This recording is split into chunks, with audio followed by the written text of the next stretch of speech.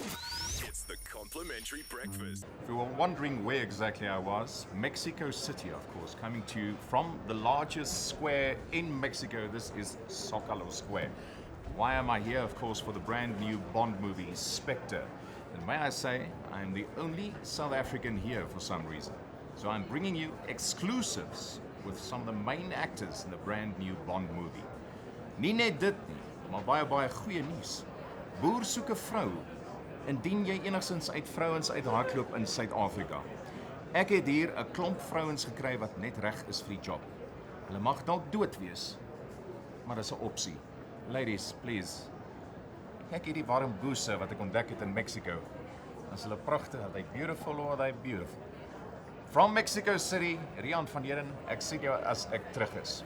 Thank you, ladies, you look fantastic. Thank you. Thank you very much. That's it.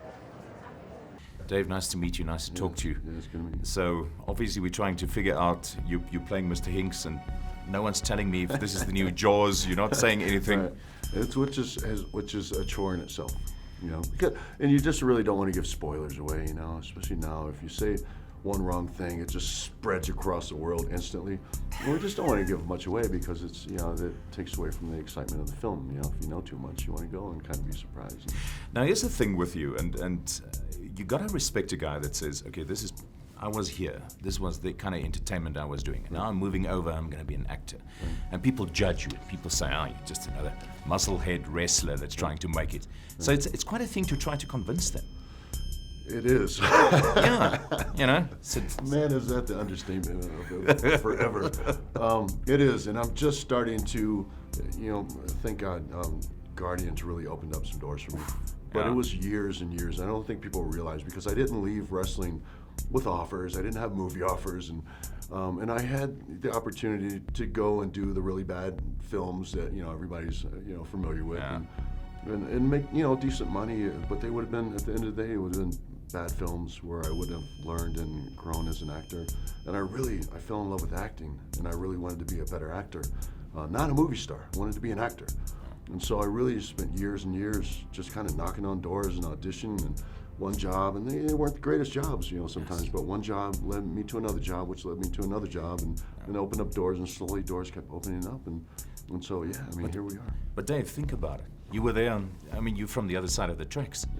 Yeah, You know, very other side.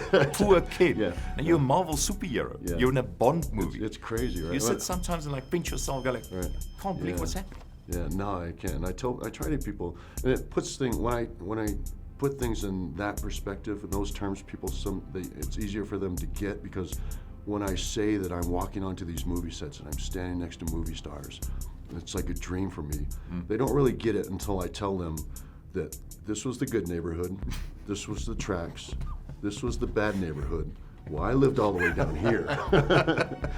I mean, I had to, like, the bad neighborhood was a step up. Like, we had, you know, holes in our clothes, holes in our shoes. We didn't have food.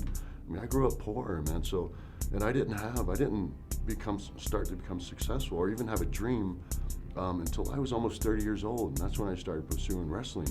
So I was, you know, then, you know, if you put things in those terms, and people, they get it, you know. Are you going to go back into wrestling? You going to do it again? I'd like to. You know, I'd really like to. My last run was not a good run. And the WWE's, you know, it's a great company, but they're really hard to work for.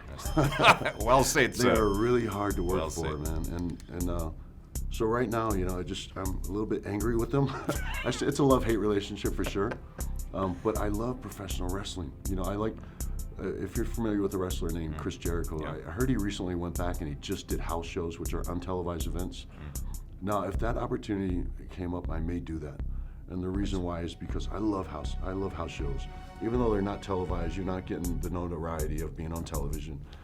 That's the direct interaction with the fans. That's where you don't have your hands tied about what you have to do on television, because you do this so much and then you get commercials in so you can get your corporate endorsements in. I don't like all that stuff, man. I like entertaining the fans.